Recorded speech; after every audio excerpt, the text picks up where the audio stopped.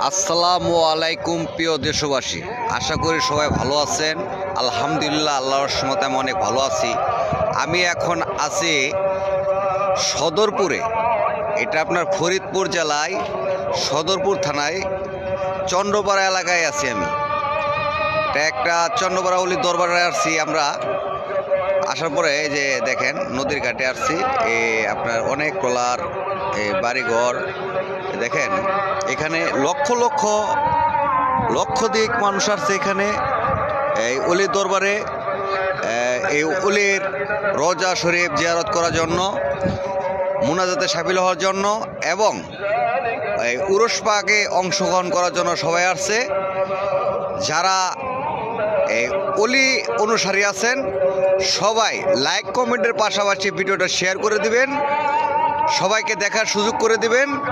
শুধু নিয়ামত আপনি আমার মধ্যে থাকলে চলবে না, সারা বিশ্বে আমরা এই অলির দরবারটা